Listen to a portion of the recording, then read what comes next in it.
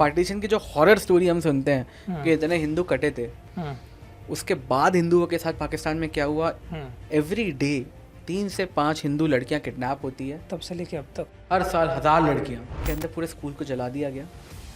नोटन लाल को उठाया, बहुत मारा और 25 साल की सज़ा दी गई पाकिस्तान के कोर्ट ने। 3 दिन के बाद वो छोटा बच्चा अपने पेरेंट्स को और मीडिया के सामने आके भी पता है क्या बोलता है, मैं मजाक कर रहा था। डरे हुए हैं यार, सब डरे हुए हिंदू। वहाँ के हिंदू जो है रैंडमली मैसेज करते हैं और मैसेज करके बोलते हैं कि भैया हमको इंडिया आना, हमको डर लग रहा है, हमको फील आ रहा है कि कुछ गलत होने वाला है हमारे साथ। कोई अगर इंडिया आना चाह रहा है पाकिस्तान से, वो इसलिए आना चाह रहा है क्योंकि वहाँ पे वो प्रोसिक्यूटेड है। उसकी बच्चियों को घूर रहे हैं लोग, कोई भी उठा के लेके जा सकता है, उसकी ज़मीनें ले जा रहे हैं वो लोग। कि हमने 157 प्लस हिंदू फैमिलीज़ को रेस्क्यू किया है। 1100 हिंदू इंडिविजुअल्स को हमने पाकिस्तान से इंडिया लीगली लेके आया है। इंडिया आने के बाद हम अपना रीस्टार्ट कर रहे हैं लाइफ। अराउंड बुलडोजर चला दोगे।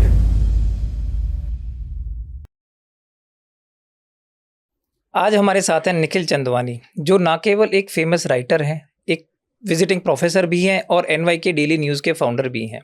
एक अमेजिंग एंटरप्रेन्योर होने के साथ साथ वो पाकिस्तान में हिंदुओं के लिए काफ़ी आवाज़ उठाते हैं। चलिए जानते हैं उनकी जर्नी अब तक कैसी रही है। Nikhil ji, welcome to the show. Thank you so much Vasu भाई। इतना डाइवर्स आपका पोर्टफोलियो है, डिफरेंट टाइप के आप काम करते हैं, किस चीज़ से इंस्पिरेशन मिलती है आपको ये सारी? नहीं, सब चीज़ रिलेटेड है। बचपन से इंटरेस्ट था राइटिंग का, लिखते चले गए, लिखते लिखते काफ़ी प्लेटफॉर्म्स के लिए लिखा। बाद में अपने व्यूज़ को वो प्लेटफॉर्म में फ्रीली रख नहीं पा रहे थे, तो अपना न्यूज़ प्लेटफॉर्म डाल दिया। दैट्स व्हाई NYK आया। एंड साथ साथ अभी हम लोग एक बायो पैलेट का फैक्ट्री डाले हैं नागपुर में। एंड वो इसलिए था कि प्रोडक्ट इंडस्ट्री में घुसने का मन था। एंड पैलेट्स कोल का अच्छा रिप्लेसमेंट है, बायोमास इज द फ्यूचर, तो उसके कारण हम लोग वो स्टार्ट किए। तो वो पाकिस्तानी हिंदू वाला जो है वो काम से बिल्कुल अलग है। हाँ, इसमें मैं टाइम अच्छा खासा इन्वेस्ट करता हूँ, यस मनी भी इन्वेस्ट करता हूँ इसमें, बट ये वाला वर्क जो है वो पैशन प्रोजेक्ट है। And I don't have a NGO, और कोई मेरे पास ऐसा नहीं है कि डोनेशन ड्राइव चलती रहती है दिन भर। हम लोग जो है 90% ऑफ द टाइम्स अपने पैसे लगा के पाकिस्तान के हिंदुओं को रेस्क्यू करते हैं। कोई ऐसा इंसिडेंट है कि जिसने आपको सबसे ज़्यादा इंस्पायर किया हो, बचपन का ऐसा कोई इंसिडेंट या फैमिली की तरफ से कुछ ऐसा मोटिवेशन जिसने आपको इस पर्टिकुलर लाइन में, चाहे वो हिंदुओं के लिए काम करने वाला हो, चाहे वो आपका राइटिंग स्किल सेट हो, उसके लिए सबसे ज़्यादा इंस्पायर किया हो? तो राइटिंग के लिए मुझे सबसे बड़ा इंस्पिरेशन मिला या नेचर से ही मिला था बचपन से। ब्यूटीफुल लगता था हर चीज़। और मैं नागपुर रहता था, नागपुर के आसपास 13 वाइल्ड लाइफ सेंचुरीज है। ओह, सो टाइगर कैपिटल ऑफ इंडिया बोलते हैं नागपुर को। So nature was my biggest inspiration हमेशा से। एंड पाकिस्तानी हिंदू वाले का जो स्टोरी था वो तो स्टार्ट होता है 2017 में। 2017 में मुझे एक हिंदू एक्टिविस्ट ने पाकिस्तान से अप्रोच किया।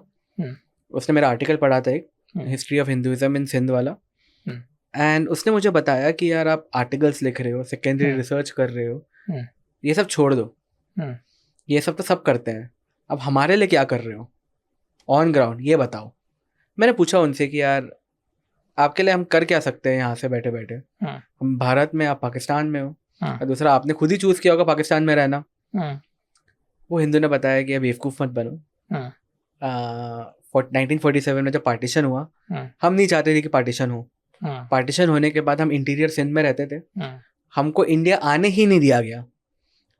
बॉर्डर्स ही क्लोज हो गए थे। उसके बाद से आज तक they have applied for Indian visa काफ़ी बार। काफ़ी लोगों के पासपोर्ट ही नहीं लगे, जिनके लग गए उनके वीज़े नहीं लगे। क्या उनके मन में वो डर भी था जो जिस टाइम पार्टीशन हुआ था लोगों को पता चल रहा था कि ट्रेन से आ रही हैं और लोगों को काटा जा रहा है उनमें, तो क्या वो डर की वजह से भी नहीं आए? नहीं, डर नहीं था उनको, तो कटने के लिए रेडी थे, पर उनको भागना था वहां से। अच्छा। और जो ट्रेनें चली वो मेन सिटी से चली। अच्छा। ये इंटीरियर गांव में रहते थे, तो वो गांव से शहर ही नहीं पहुंच पाए बेचारे। तो वो दिक्कत हो गई थी इनके साथ। न्यूज़ भी नहीं पहुंची होगी वहां तक? न्यूज़ तो पहुंच गई थी, डरे हुए थे काफी ज्यादा। इन लोगों ने भी अपनी बेटियां खोई, अपने पिताजी को खोया, अपने माताजी को खोया, काफी कुछ खोया इन्होंने 47 में। और 47 से बाद आज तक ये खोते आ रहे हैं। पार्टीशन की जो हॉरर स्टोरी हम सुनते हैं कि इतने हिंदू कटे थे, उसके बाद हिंदुओं के साथ पाकिस्तान में क्या हुआ, इसकी स्टोरी जो है मैं बताता हूँ आपको। एवरी डे 3 से 5 हिंदू लड़कियां किडनैप होती है। तब से लेके अब तक एवरी ऑल्टरनेट डे ऐसे उठ जा रही है। 1000 लड़कियां एवरी ईयर, हर साल 1000 लड़कियां। सर मैं ना नंबर सुनने के बाद कहने सी कि मेरे ना गूज़बम्स आ गए हैं। 3 से 5 लड़कियां पर डे इतने सालों से? इतने सालों से चलती आ रही है। 75 साल, 1000 से मल्टीप्लाई कर दो, 75,000 लड़कियां। ये ऑन रिकॉर्ड है, ऑफ रिकॉर्ड पता नहीं कितने हैं और ज़्यादा। ये लड़कियों को घर से एबडक्ट किया जा रहा है। ये लड़कियां 10-10 साल की बच्चियां जो है उसको ये दिखाया जा रहा है कि 18 के ऊपर की है। फेक बर्थ सर्टिफिकेट बनाया जा रहा है, इसका रेप हो रहा है, सेक्सुअली एक्सप्लॉइट हो रही है, उसका बेचा जा रहा है।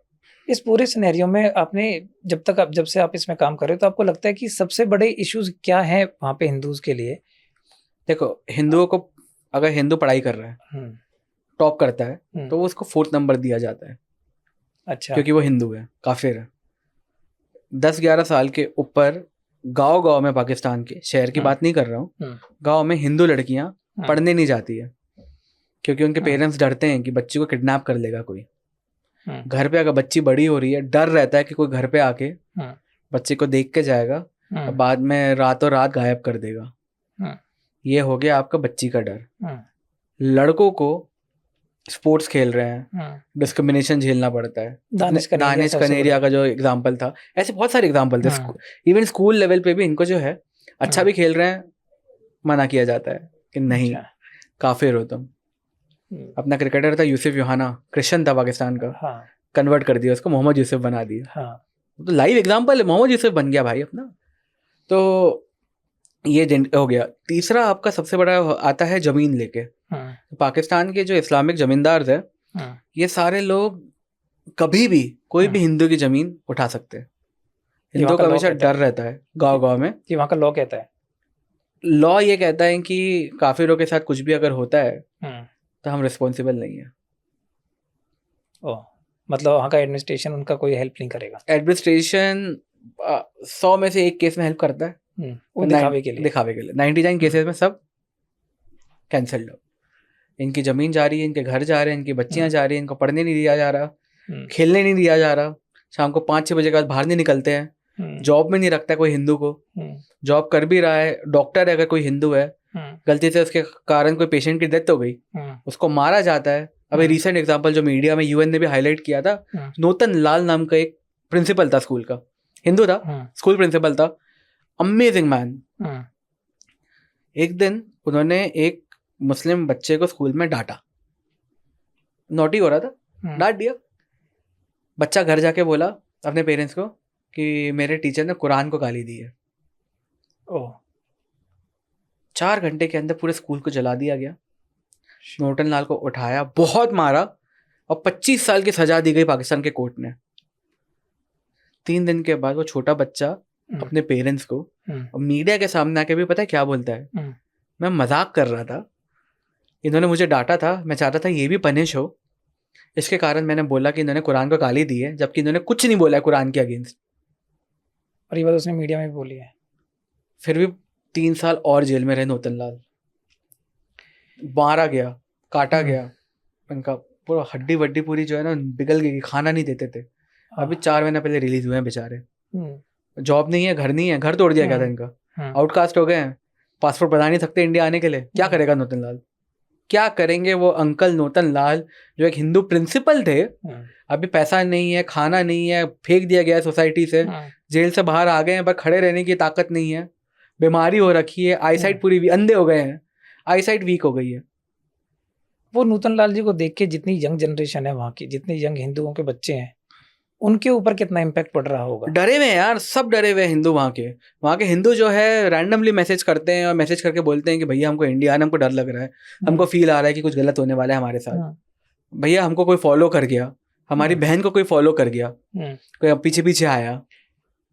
क्या वहाँ के लोग आपके साथ कोई ऐसी वीडियो क्या फोटोग्राफ्स, लोगों की कन्वर्सेशन आपके साथ शेयर करते हैं सोशल मीडिया पे या किसी भी और मीडियम के थ्रू? मुझे कोई अगर लड़की कन्वर्ट हो गई है तो इसकी वीडियो बाहर निकालते हैं मुसलमान लोग। अच्छा। ये दिखाने के लिए कि अपनी मर्जी से हुई है।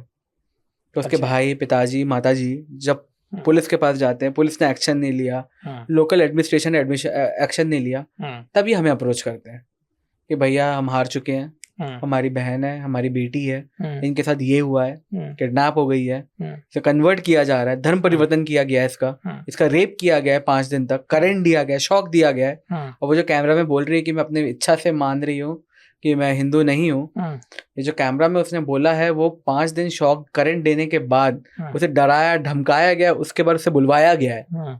अगर नहीं बोलती है तो उसकी फैमिली के साथ क्या करते हैं ये लोग? नहीं बोलती तो लड़की को मार देते हैं। और फैमिली वाले?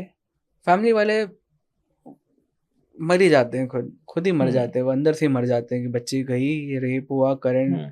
शॉक लगा, मार भी दी गई। ये पूरे सिनेरियो में आपने पूरी अपनी लाइफ में जितने लोगों को रेस्क्यू किया है उसमें से कोई एक ऐसी कहानी है क्या जिसने आपको अंदर तक झंझोड़ दिया हो कि यार ये तो इतना इनह्यूमन कोई कैसे हो सकता ये है? स्टोरी है हंसराज की।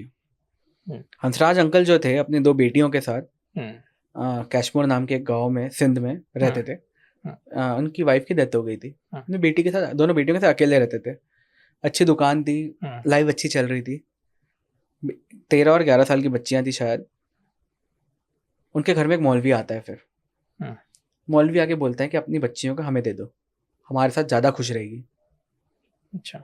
हंसराज जी समझ गए हम्म, कि ये तो शादी करवाना चाहता है बच्चियों की, हम्म, इस्लाम में धर्म परिवर्तन कराना चाहता है। हम्म, उन्होंने मना कर दिया, हम्म, मौलवी को घर से भेज दिया। हम्म, उसके बाद हंसराज अंकल डर गए, हम्म, सब कुछ छोड़ छाड़ के अपनी दोनों बच्चियों को लेके 60 से 70 किलोमीटर दूर कैशमोर से हम्म, डेजर्टेड एरिया में एक जाते हैं। 2 गड्ढे खोदते हैं, हम्म, गड्ढे खोद के अपने बच्चों को गड्ढे के अंदर डालते हैं, हम्म, डीप, ऊपर जालियां लगा देते हैं। हम्म, उसका दिहाड़ी करने जाते हैं। हम्म, रोज ऐसे ही चलता है। बच्चियां 12-12, 15-15 घंटे गड्ढे के अंदर, केज के अंदर बंदी रहती है, क्योंकि हंसराज अंकल को डर लगता है कि कोई मौलवी आके बच्चियों को उठा के उठा लेके ले जाएगा। ये स्टोरी 2-3 महीना चली। उसके बाद फिर एक एक्टिविस्ट, हिंदू एक्टिविस्ट को पता चला, एंड उसने वीडियो बनाया पहले उधर, हमको भेजा, हमें अप्रोच किया और हमें बोला कि इनके साथ ये हो रहा है। मैंने पूछा हम क्या कर सकते हैं। इसमें इन्होंने बताया कि फाइनेंशियली इनको शिफ्ट किया जा सकता है वहाँ से Umarkot, which is the only Hindu majority town in Pakistan.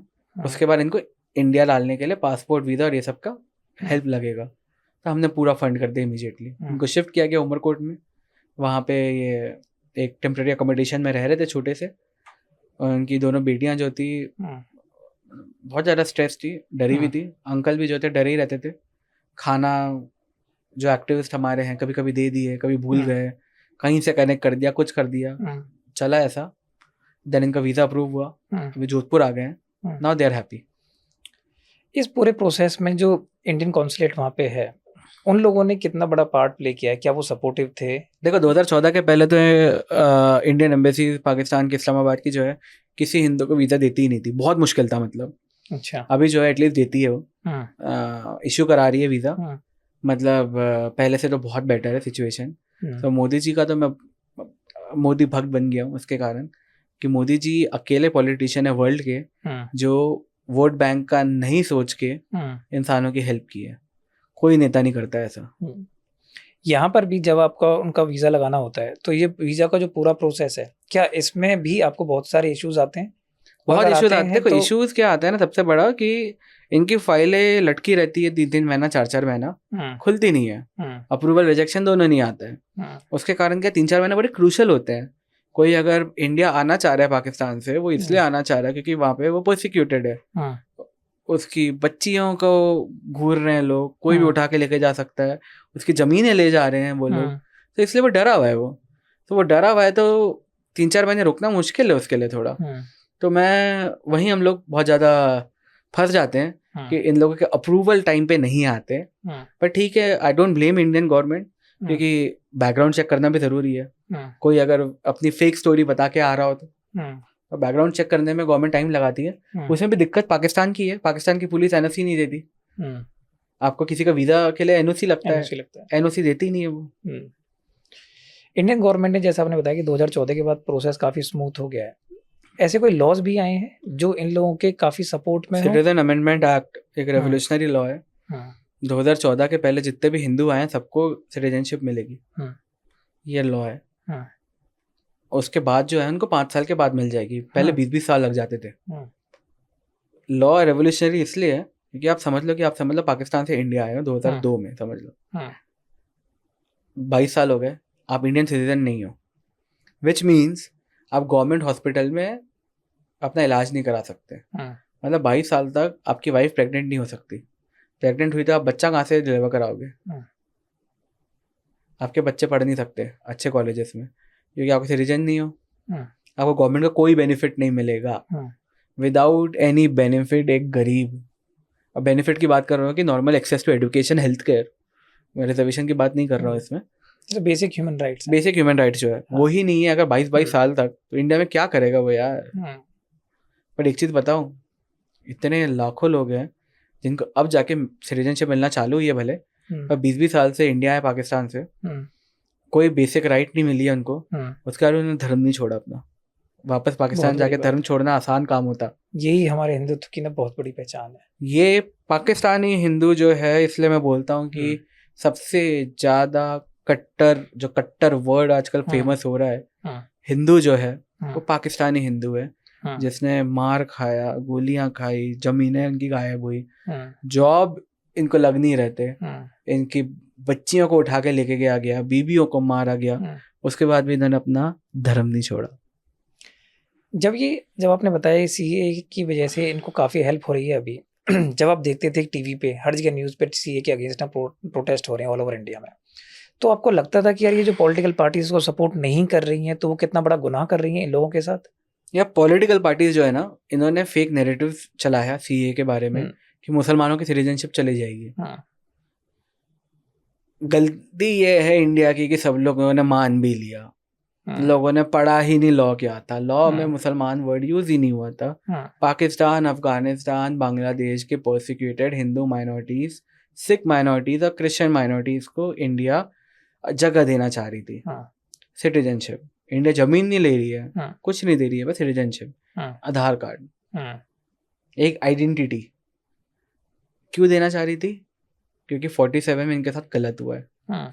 ये नहीं चाहते थे पाकिस्तान में रहना, ये नहीं चाहते थे बांग्लादेश में रहना, क्योंकि बॉर्डर बंद हो गए, ये यहाँ पे नहीं आ पाए। अब जाके गिरे पड़े वो आना चाह रहे हैं। 6 जनरेशन, 5 जनरेशन, 4 जनरेशन के रिजेक्शंस के बाद और गवर्नमेंट का फाइनली लॉ आया है, उसके बाद अपोजिशन बोल रही है कि यार they don't deserve it, they don't deserve to be here, this is absurd यार। आपको पर्सनल लेवल पे किसी ने अटैक किया था जब आप ये सारे काम कर रहे थे, और जो लोग सीए के अगेंस्ट में बात कर रहे थे, प्रोटेस्ट कर रहे थे, क्या उन्होंने आपको पर्सनली अटैक किया इस पूरे सिनेरियो में? अब्यूजेस बहुत आई, गालियाँ बहुत आई, कॉल्स भी आए, धमकियाँ आई। कमेंट्स को तो मैं मानता नहीं हूँ कि चलो लोगों को जो करना है करो। कॉल्स आए, तेरा एड्रेस पता है, तेरा लोकेशन पता है, ये वो फलाना धमकाना, ये सब आया। तो ठीक है यार, अब आप जब भी कुछ काम करते हो तो काम के रिस्क होते हैं अलग अलग, तो मेरे काम का भी ये रिस्क है कि यार कब फिर आपने पूरा मोटिवेशन कैसे बना के रखा अपना इस पूरे सिनेरियो में कि जहाँ आपको धमकियां मिल रही हैं, जान का खतरा हो सकता है? देखो, मोटिवेशन सबसे प्यारा ये था कि 2017 से 2023 तक ये काम हमने साइलेंटली किया। मैंने कहीं सोशल मीडिया में नहीं डाला कि मैं ये काम कर रहा हूँ, किसी को नहीं पता अपनी टीम के अलावा। तो धमकियां भी जो आती थी मेरे एक हाथ आर्टिकल में आ जाती थी, जो मैंने बताया ये वाला। लोगों को मेरा काम के बारे में पता नहीं चला कि हम लोग तो ये काम भी कर रहे हैं। 2023 में मुझे पब्लिक जाना पड़ा, फेम के लिए नहीं, नाम के लिए नहीं, मुझे टीम बिल्डिंग करनी थी।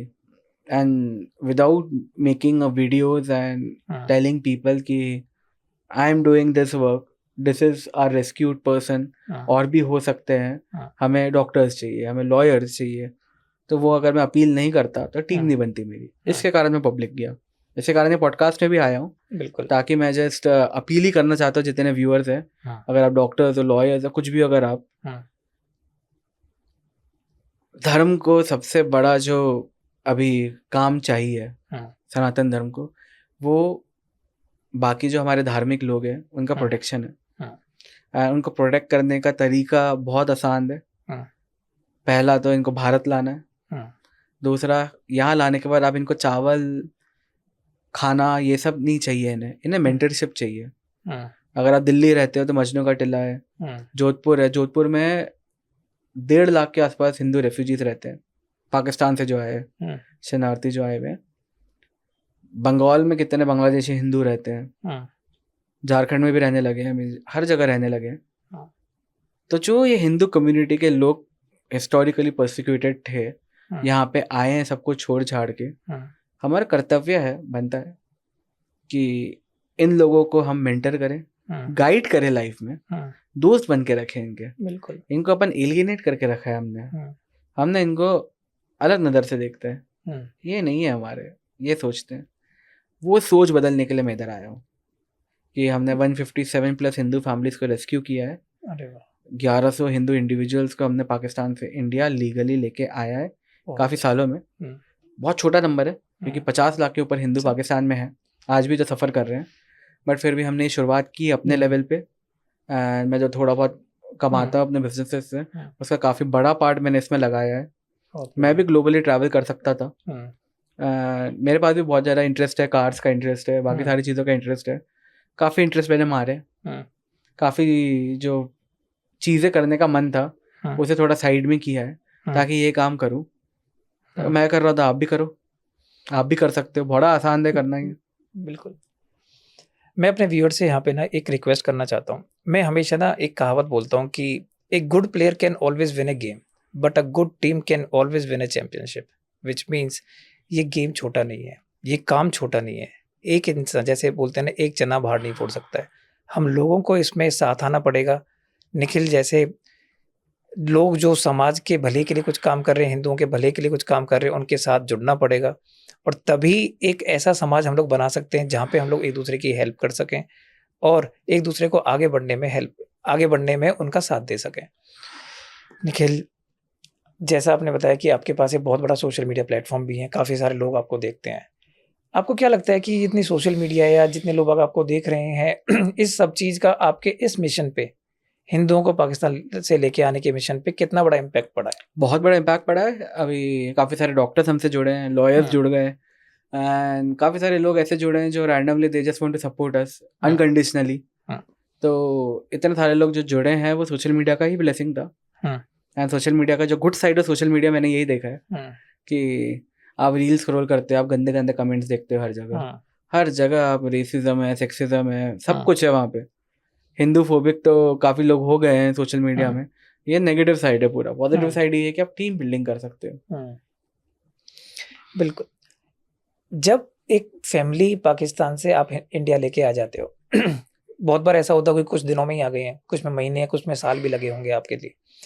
आप अपने काम की जो इफेक्टिवनेस है उसको कैसे मेजर करते हो? इसमें मेजरमेंट यही है कि यार वो लोग सेफली यहाँ पे आ जाए और जिंदा रहे वहां से जब आ रहे हैं यहाँ पे।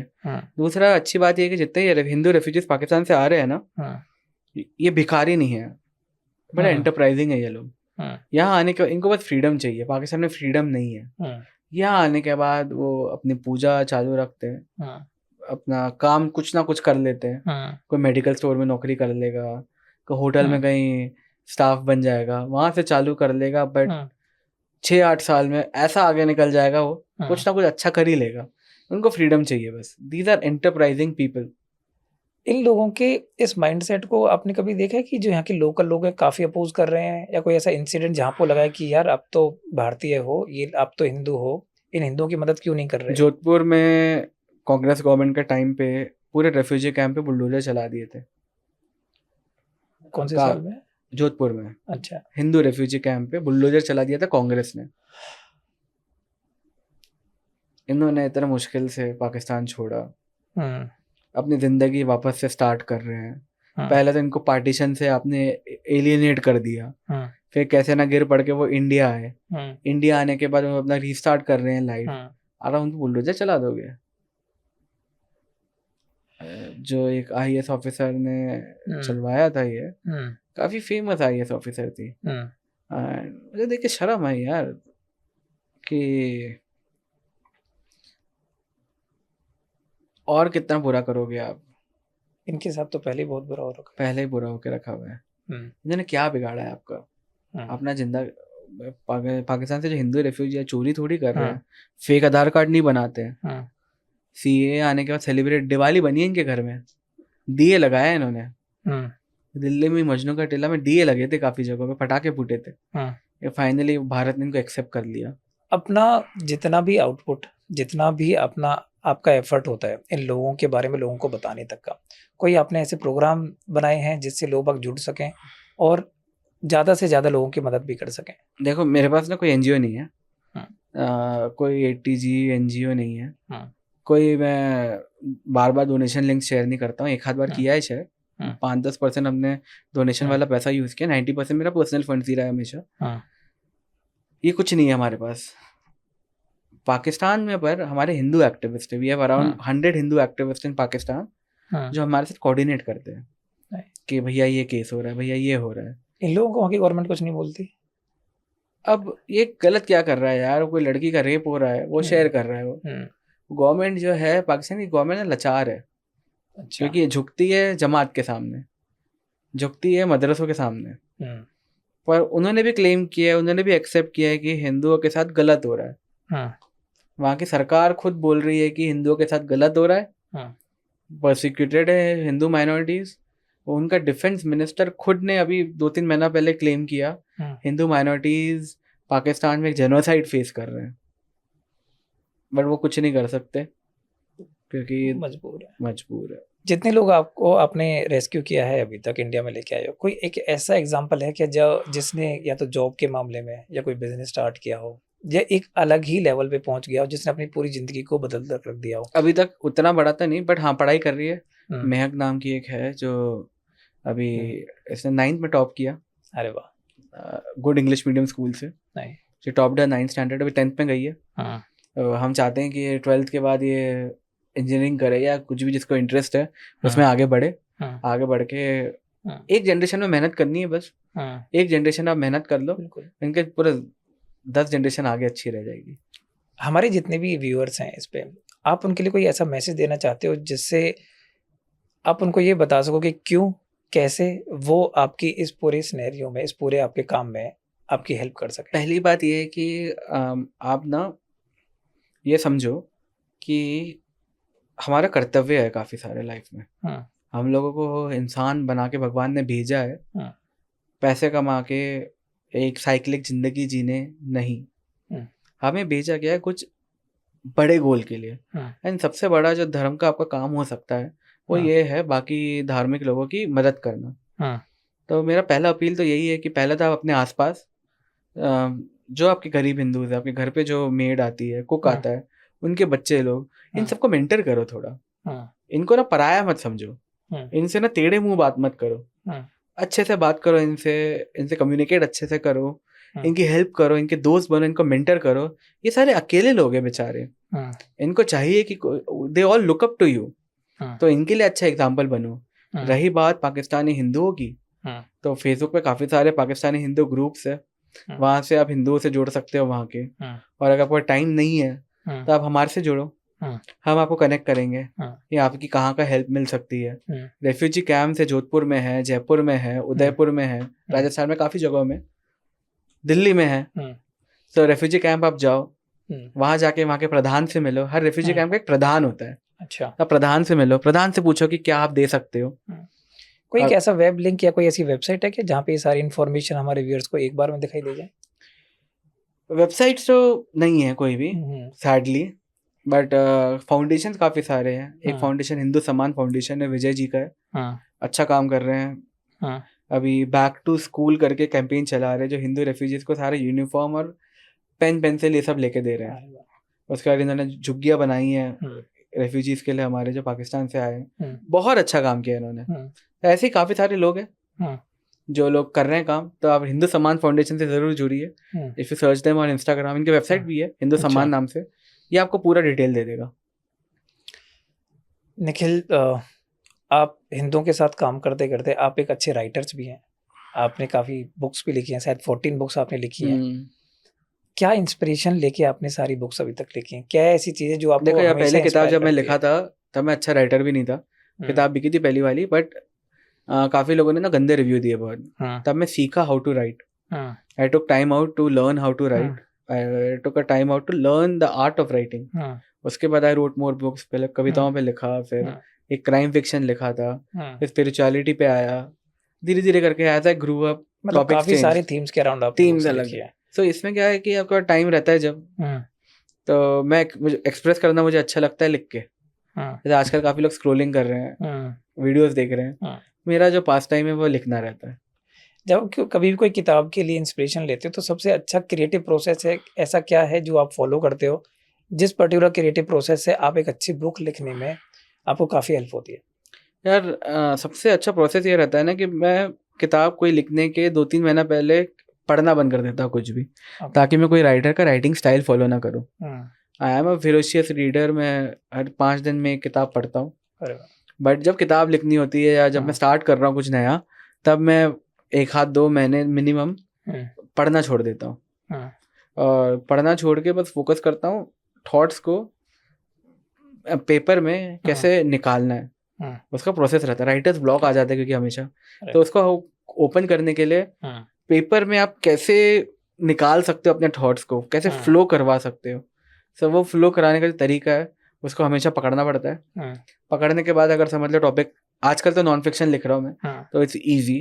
फिक्शन में ऐसा हो रहा था कि आपका यार फ्रेगमेंट ऑफ इमेजिनेशन में कहीं पे कुछ चल रहा है, कहीं से आपने पॉइंट्स उठाया, कोई स्टोरी के लिए आप थोड़े इमोशनल हो, और कुछ चीज़ आपकी जो थोड़ी वाइल्ड जा रही है, वो सारी चीज़ें को कनेक्ट करके फैक्ट एंड फिक्शन को यूज़ करके फिक्शन किताब लिखता था मैं।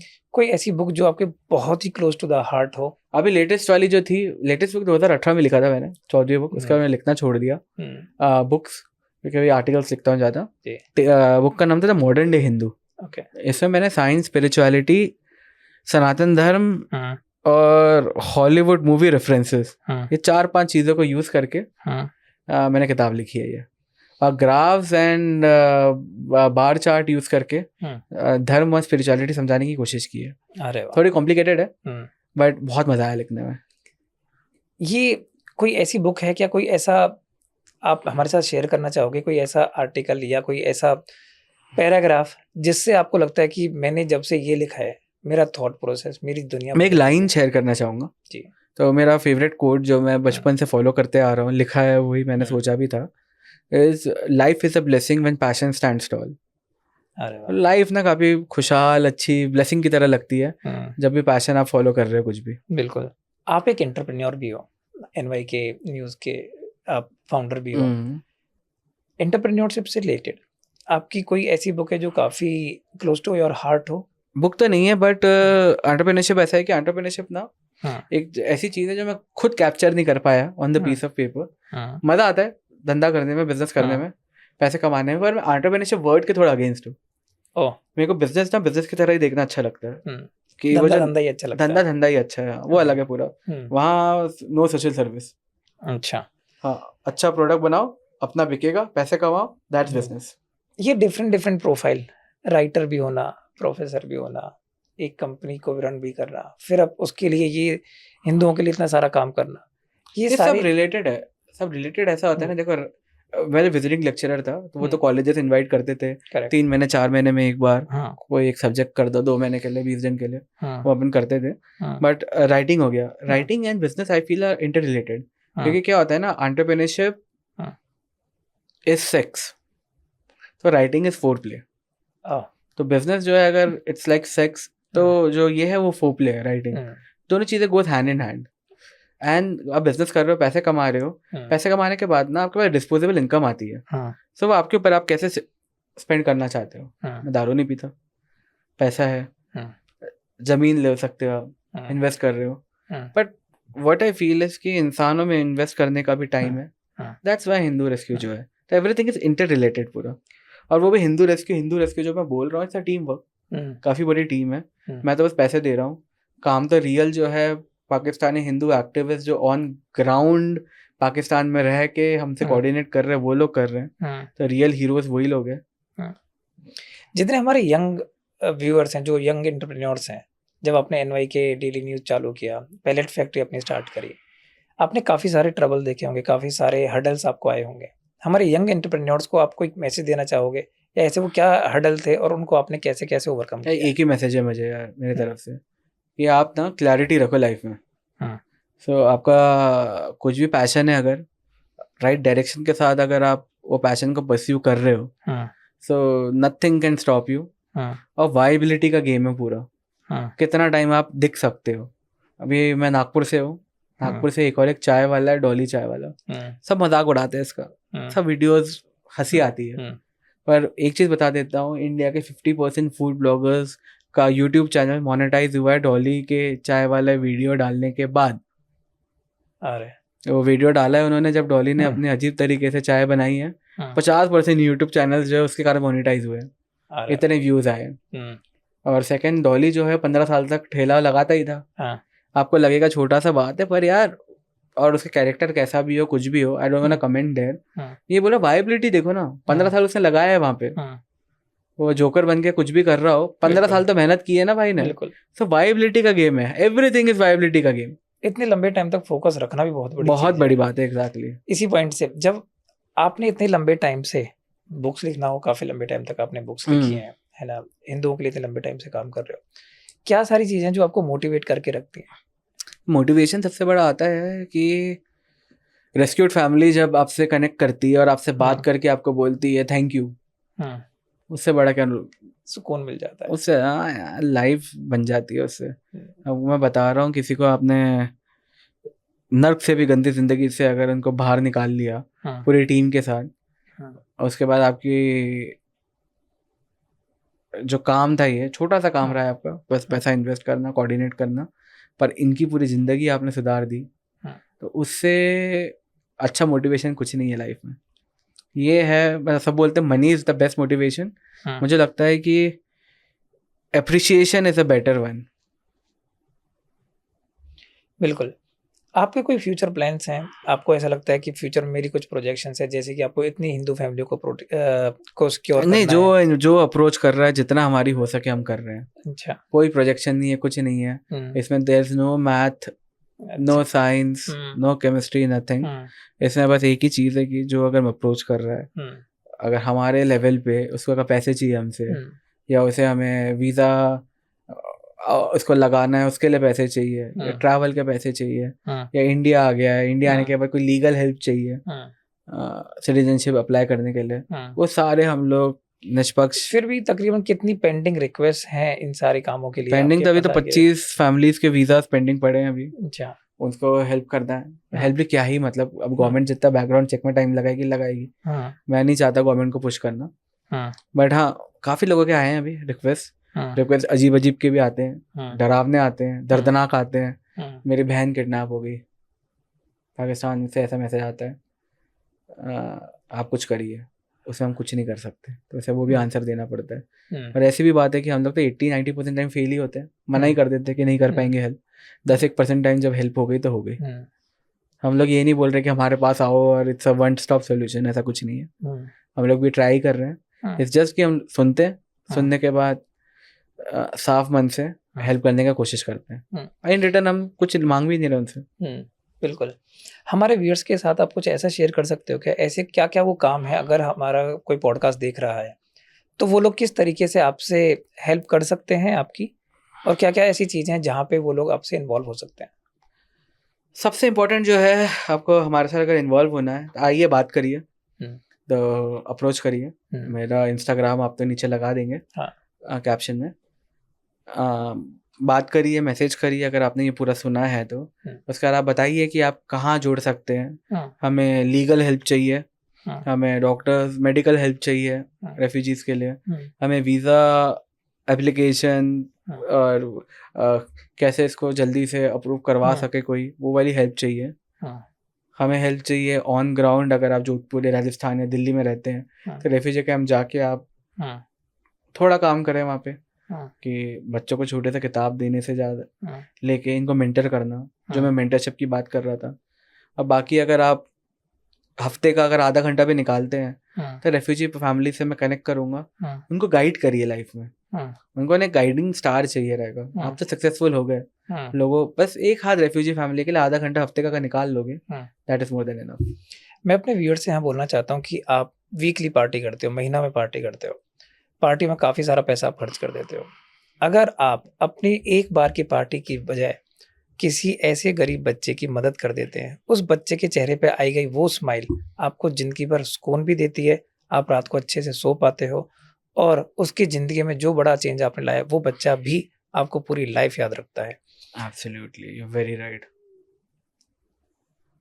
एक एंटरप्रेन्योर, एक सोशल वर्कर की तरह आप ऐसी क्या लेगेसी अपनी पीछे छोड़ के जाना चाहते हैं for next couple of years, की जहां लोग बाग ये याद रखें कि निखिल चंदवानी एक यार देखो, इंसान। मेरा पहले तो मैं लेगेसी वेगेसी को छोड़ना नहीं चाहता। हम्म, एम कुछ नहीं है ये सारा, हम तो हम्म, साइलेंटली काम करना चाहते थे, हम्म, बट टीम बिल्डिंग हम्म, और अवेयरनेस स्प्रेड करने के लिए हम लोग कर रहे हैं हम्म, पब्लिकली बिल्कुल। पॉडकास्ट में। कुछ हम्म, लेगेसी वाला सीन नहीं है, काफ़ी हम्म, लोग मेरे से बहुत ज़्यादा अच्छा काम कर रहे हैं इसमें। हम्म, ओमिंदर रत्नू, डॉक्टर ओमिंदर रत्नू है, 10,000 के ऊपर हिंदू फैमिलीज को इन्होंने बचाया है, हम्म, इंडिविजुअल्स को बचाया है हिंदू। हम्म, और हिंदू सम्मान फाउंडेशन के विजय जी है, हम्म, विजय जी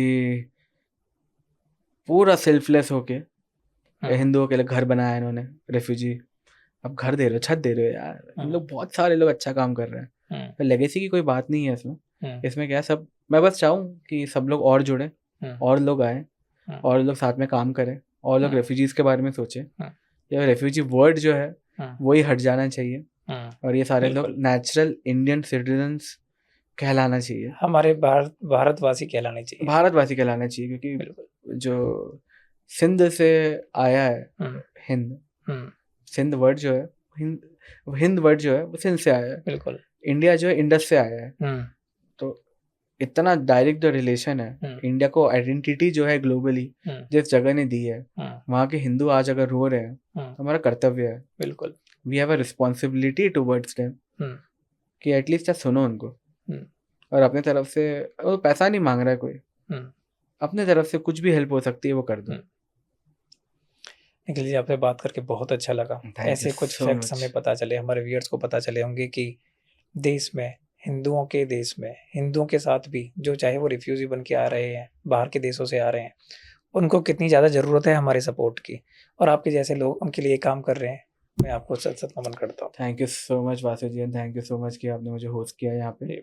एंड बस यही चाहूँगा कि हम्म, आपके जो लिसनर्स है हम्म, वो लोग बस वही चीज़ दिमाग में रखे हमेशा, हम्म, कि हमारे काम में भी जो फ्रंट लाइन पाकिस्तान में जो हिंदू एक्टिविस्ट हैं जो काम कर रहे हैं, हम्म, वो ही रियल हीरोज हैं। हम्म, और उनको आप अपने मन में रखिए, हम्म, उनके लिए आप प्रे करिए, हम्म, और आप बस एक बार हफ्ते में, महीने में आधा घंटा निकालिए हम्म। और कोई हिंदू रेफ्यूजी फैमिली को मेंटर करिए। इसके साथ मैं आपसे इस पॉडकास्ट को यहीं ख़त्म करेंगे हम लोग। थैंक यू सो ठीक मच है, Vasu ji, thank you so thank much. You. जय श्री राम। जय श्री राम।